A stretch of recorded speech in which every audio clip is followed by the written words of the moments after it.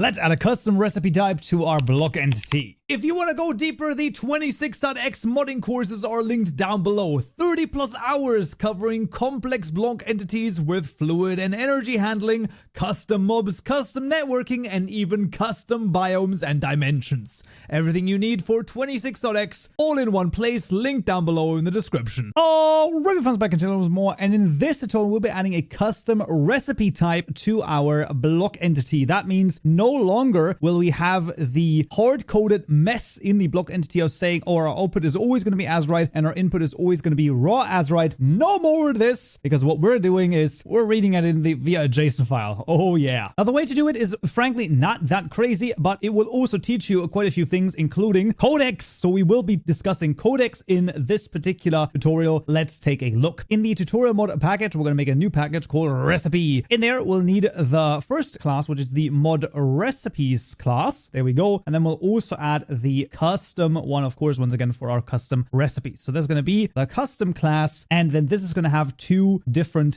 records actually that we're going to need. The reason I'll do two is because I want to explain the other thing as well, even though we would have a construct that we could use. But this is going to be the crystallizer recipe over here, and the second one is going to be the crystallizer recipe input. And we're going to start with the input. The reason why I also want to use the input is I want to show you how the input record works, right? So obviously this is for the crystallizer. This is one example that I highly recommend you go through and you implement in its entirety. And then if you want to do something else, you take this example and you add to it, right? And you use it as a sort of as a first rung on the ladder to then do what you want to do. So first of all, the input is going to be changed to a record. I'm going to have an item stack over here as an input. And then this is going to implement the recipe input interface. Let's hover over this to implement the get item and the size method. Size is going to be 1 and the item is just input regardless of what index you put in there. And this is what I mean. If you take a look at the recipe input hierarchy over here, you can see there is a single recipe input, which is pretty much exactly the same thing. It does the get item slightly differently, but it's fine. But basically, it basically does the same thing. But I wanted to show you the recipe input because I think it makes sense to have seen this, because as soon as you want to do 2 inputs or 2 or 3 inputs or whatever, like, you know, an input and there's maybe even like some integer that you need to get like some energy or something like that, then the input has to change, because the crystallizer recipe input record is basically the thing that you give the recipe. That is this is basically representative of the items inside of your block entity in this instance, right? Or whatever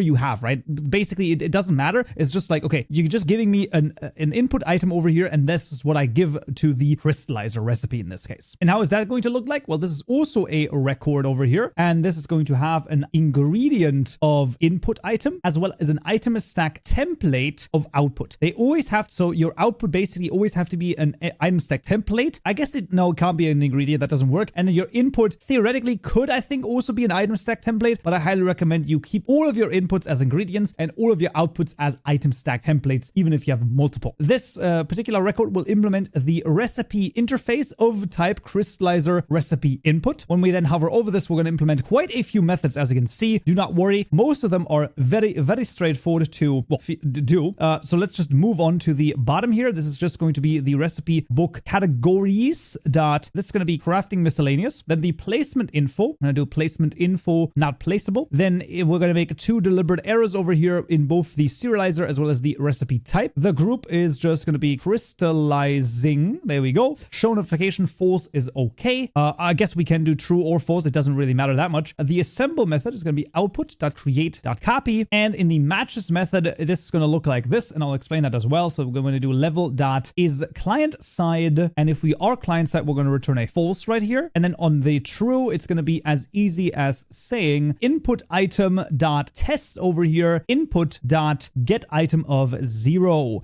So what does that mean? That means basically the crystallizer recipe input item right here, right? This ingredient right here. That's going to go through every single ingredient that is present in, you know, let's say we have 5 different recipes. So it's going to go through all of the recipes. It's going to say, okay, this recipe, you have to input a stick. Is the item that we've just received from our GUI over here, right? So the item that we put in here, right? Is this a stick? Is this a stick? No, meaning matches is false. Okay, we check the second recipe. Hey, we've just received, like you put in some berries. Are there berries in here? No, false. Then what I do is I put in a raw azurite, and or rather the recipe has a raw azurite, right? So recipe input is raw azurite. We look at this. Hey, this is raw azurite. Boom, we found a recipe. True. This obviously can get more complicated as you have bigger and bigger, you know, recipes, right? And recipe inputs, obviously. But the idea is just that the whatever the crystallizer recipe here is, this is all basically read in through JSON files, and your crystallizer recipe input, that is the thing that is inside of your block entity GUI in whatever way you basically give this to the recipe, right? If you throw it into water for some reason or whatever, it doesn't matter, but this is basically the world, and this is what is serialized in through the JSON files. And serialization is actually a very good point, because now it gets very interesting, because not only are we going to have a stream codec for this, because we need to be able to synchronize this via the server and the client. No,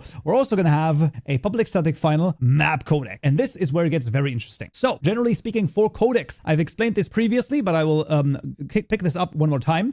Generally speaking, codecs, map codecs, things like that, are for JSON files. They are for reading and writing in JSON files. So basically, we can turn a Java class or a record into a JSON file, and we can also create that particular, you know, an instance of that from a JSON file, right? So we read in a JSON file, and all of a sudden, we have a crystallizer recipe just laying in memory for us so that we can use. And the same thing for the stream codecs is the same idea, where we basically put this into a byte buff, right? This is the way that basically the network can send data, because, you know, like what is an integer? It's just like, you know, a byte and so on and so forth. So it like builds onto, I mean, at the very bottom, it gets to zeros and ones, right? And then we abstract them to bytes, and then we abstract them to integers, and then we extract that to whatever, like an image or something like that, right? So it builds on levels, and the idea is that the stream codec just turns it into a way that the network can understand. So those are the two sort of places, the codec and the stream codec, where the codec can do JSON files and the stream codec does networking. And now the question is, okay, what is a map codec? How does it even work? If you just tell me you have to add a map codec, what does that mean? Usually the map codec is, I mean, it's always of a type, right? Because you have to specify, okay, what is the type that we can turn into a JSON file and then can get out of a JSON file? Well, in our case, it's a crystallizer recipe. So it's the thing that we are inside of, that the class that we're inside of, that is the thing that we make a codec for. This codec is going to look like this. Because this is a record, we can use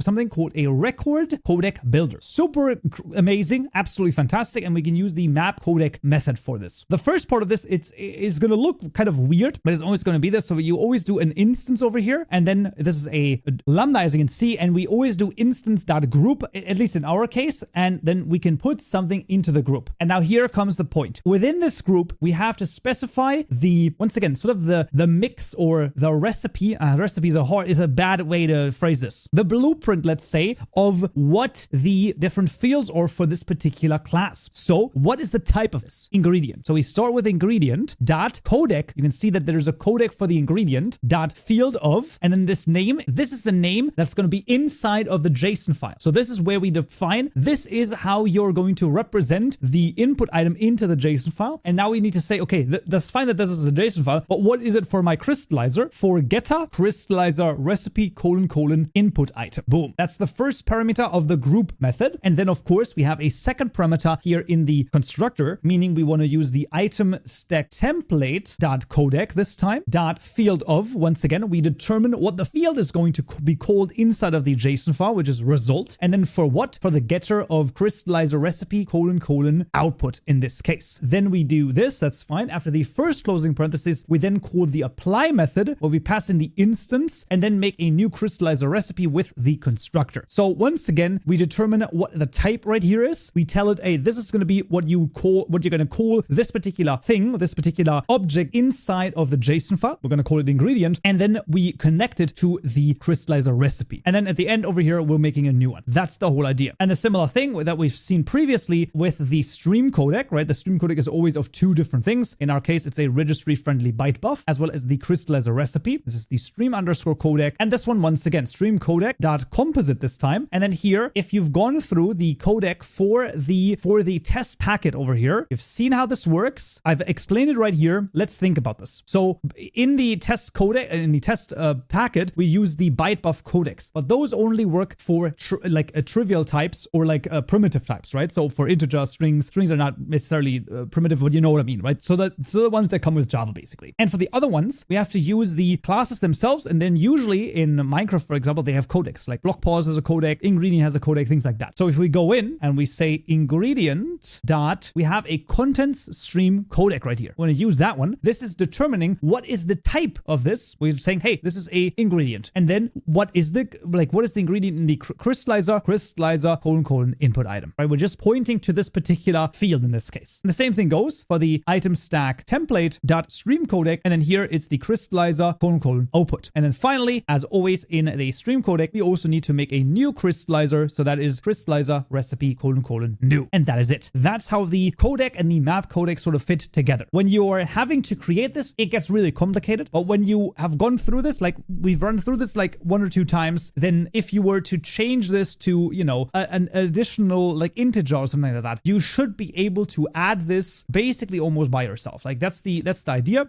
I do still recommend, if you're interested in this, go to GitHub repositories of other mods that have complicated recipes and take a look at them if their license is open. That is one of the best places to take a look. Regardless of that, we are done with this. So now we can move on to the mod recipes to actually register not only the recipe type, but also the serializer. That means we're going to have 2 deferred registers over here. The first one of type recipe serializer of type question mark. It's going to be our serializers. And as always, of course, I highly recommend go down to the description below into the GitHub repository, as that is going to have everything you might need. So it's going to have all of the code that can be, it's incredibly useful actually, because sometimes it just is easier to copy it over from there. Then we have the recipe type over here as the second one. So this is going to be the recipe. I guess types is fine, types. And this is then the recipe type right here. And then of course, deferred register needs a register method with an event bus. I'm going to call this guy the event bus though. There we go. Serializers and types, absolutely fantastic. We'll call that register method not in the config, not in the client, but rather in the tutorial mod class, mod recipes.register, passing in that mod event bus. And there we go. And then we can register our 2 different things. That is going to be the deferred holder of type recipe serializer of type question mark. And the second one is the recipe serializer of type crystallizer recipe. So this is the crystallizer underscore serializer. It's a bit of a crazy name, but there we go. Equal to serializers.register. We're going to call this crystallizing. And then this is going to be a supplier of a new recipe serializer. We don't actually need to supply the type because we just need to give this the crystallizer recipe.codec and the crystallizer recipe.stream codec. And that should be that. Easy enough. Second one is a deferred holder of type recipe type of type question mark. And then the second type in the deferred holder is the recipe type of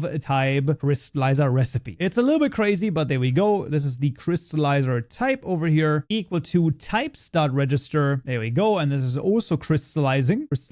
There we go. And a supplier of a new recipe type. So there's a new recipe type where we just override the toString method over here. That's totally fine. And we're just going to return the same shebang right here, crystallizing in this case. There we go. And that should be that. That's going to be the 2 different holders registered. We go back to the recipe class where in the here we're going to do mod recipes recipe serializer.get exactly. And then here the type, easy enough. And there we have it. That's going to be the serializer and the type done. And now it's just on to, actually using the recipe, because right now the block entity doesn't know anything about the recipe. That is exactly right, because that of course needs to change. This is why having this setup like this is really nice, because now nothing is sort of, hard coded within the tick method. We can just change what it means to have a recipe. Now, the question is, what does it mean to have a recipe? Well, it means the following thing. This would be basically inside of this, we're going to have an optional of type recipe holder of type crystallizer recipe. This is going to be our recipe equal to get current recipe. It's a method that doesn't exist yet. And the reason why I have it is because we need the recipe twice, once here and once in the craft item method. That is why I'm going to basically have a sort of helper method for it. And this is going to be very straightforward. This is going to return, very straightforward. I don't know about that, but like it's going to be fine. This is going to be level.cast. When I cast this to a server level, very important because we need to get the recipe access, which is only available on the server. But the good thing is we are assured that in the tick method, we are always on the server, because if we think back to where the tick method is defined within the crystallizer block right here, the client side is null, meaning this is a server tick method. So this is never called on the client. Very important. So that means that we are good to go and basically we're going to cast this to a server level. Then we're going to get the recipe for mod recipes.crystallizer type.get, and then a new recipe crystallizer input, or a crystallizer recipe input rather. And this is where you have to supply it the input of your inventory. So inventory.get resource of input slot right here, and then to stack would work in our case. So we can do this. I do want to caution here for you to remember that the to stack does take the inner stack and copies it with a count of 1. So if there's a recipe for some reason that where you are like, oh, I actually want like multiple, you can do that. But remember that the like accessing like this would not quite work exactly. If you wanted to properly access this, you would need to use the same thing that this one does, where we use an item access. I think in this case this is fine. I did want to mention it though, that in theory there could be an issue if you want your inputs to be also reading in more than one item. Like you like craft, you take 3 diamonds and it makes like anything else, then you would have to double check just in case. So this is one where the thing is like, this is one example, right? And then there's still places if you have a completely custom way of doing things, obviously you need to also customize it. That's the whole point. In the has recipe method, we can then ask if the recipe, no, what we're going to do is empty actually. So we're going to do empty. And if it is empty, we're going to return a false. So then we know, okay, after this point, we 100% are going to have a recipe, meaning that we no longer need the input and we no longer need to ask for the input because that's all handled right here. And then the output is obviously dependent on what the recipe input is, right? So we're going to say recipe.get.value.assemble, passing in a new crystallizer recipe input inventory.get resource of the input slot to stack. The same thing goes here, right? I know that this is going to be fine because the to stack right here, like it doesn't matter for our purposes right here, but if it does for your recipe that you might want to make, then just be aware of that. That's going to be the has recipe side done. And then the question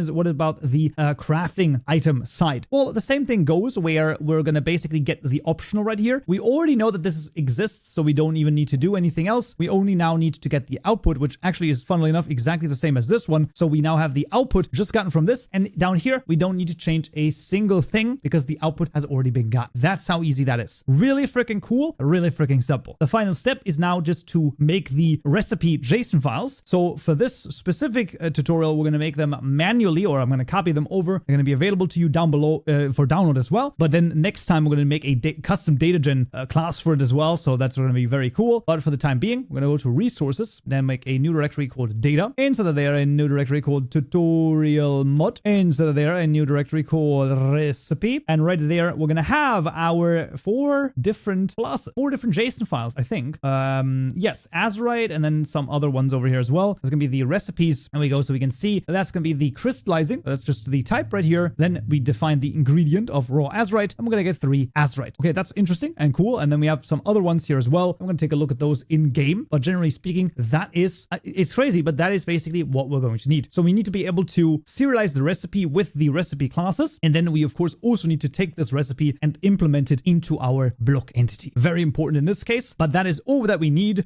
We don't need to run data gen in this case because our JSON files are manually made. So I would say let's jump into the game and see if it crafts. Alright, found us back in Minecraft, and let's first of all try and see if the raw Azurite still works, and it absolutely does, and it's going to make me 3 Azurite. That is really cool, and of course it's going to continue to work. If I put in a stick, that's also going to work, and that's going to make me what exactly? Exactly an end rod, or actually 2 end rods. Very interesting. Goji berries are also going to do something, and they're going to make me 4 end fire starters. Absolutely. Lapis lazuli does nothing. I wanted to show you that you can put other items in here, and they are not going to do anything. Okay, so it doesn't just work with anything. You have to define the recipe, and then here dirt, of course, will also get you something, and dirt will, of course, make you a nether star, because that makes a lot of sense, doesn't it? But regardless, that all works, and you can see that it is based on the recipe JSON files. So that's going to be these 4 JSON files. You can see, boom, right? Stick, end rod. We have the dirt, nether star, and we have the goji berries, fire and fire starter. Those are available to you. You can create from those, but I do highly recommend you wait for the next tutorial where we are going to actually make those serializable with data gen. It's going to be super freaking easy. Do not worry. It's like actually way more straightforward than you might think. And then having those done is so much better. Like it's genuinely so much better. You can even see because the fire starters over here have a max stack size of 32. It stopped crafting over here. The same thing goes here because it can't put 3 Azurite into this because it's, 63 plus 3 is too bigger. So all of our things that we've done absolutely work. And that is custom recipe types. So damn cool. As always, all of the code is available to you down below, but that's going to be it for this tutorial right here. Thank you so much for watching. I really hope you that you found this useful and you learned something new. And also thank you for all the Patreon and YouTube members for your support. Don't forget, if you join as a Stonebricks member on YouTube, you can get up to 14 days of early access, including this video right here, where we'll add the recipe type data gen. Hope to see you there. So, yeah.